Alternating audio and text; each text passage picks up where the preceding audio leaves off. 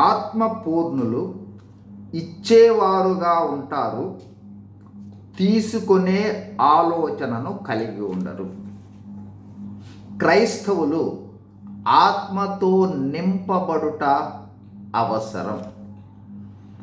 ఆత్మ నింపుదల లేదా ఆత్మ పూర్ణత అంటే శరీర ప్రాణాలను ఆత్మ ఆధీనంలోనికి సంపూర్ణంగా తెచ్చుకోవడం, సంపూర్ణంగా ఆత్మ చేత నడిపించబడటం. ఈరోజు ఆత్మ నింపుదల గలవారి మరో లక్షణాన్ని చూడబోతూ ఉన్నాం. రోమీలకు రాసిన పత్రిక 1:12 పౌలు భక్తుడు ఇలా రాస్తున్నాడు: ఆత్మ సంబంధమైన కృపావరమేదైనను మీకు ఇచ్చుటకు మిమ్మును చూడవలెనని మిగుల అపేక్షించుచున్నాను. ఈ వాక్యమును గమనిస్తే 2 విషయాలు మనకు వెల్లడవుతాయి. 1, ఆత్మపూర్ణులు ఆత్మ సంబంధమైన కృపావరాలను కలిగి ఉంటారు. 2, ఇతరులకు ఇచ్చుటయే కోరికగా కలిగి ఉంటారు.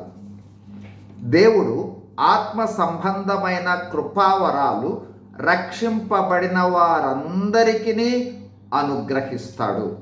1 కొరింథీ 12:11.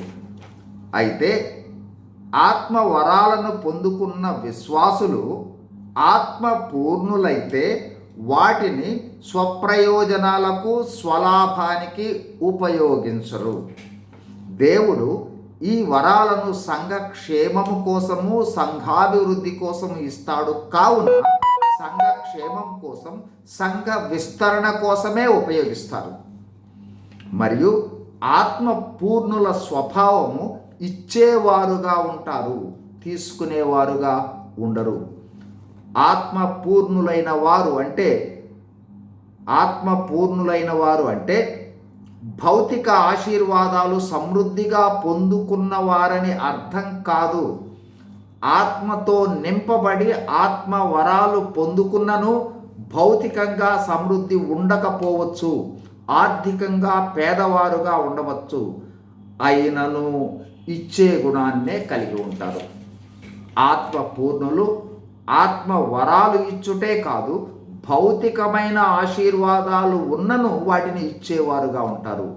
ఆర్థికంగా పేదవారైనను వారికున్న దానిలోనే ఇచ్చేవారిగా ఉంటారు. అంటే యేసుక్రీస్తు వారి వలె ఇవ్వటమే స్వాభావిక లక్షణాన్ని కలిగి ఉంటారు.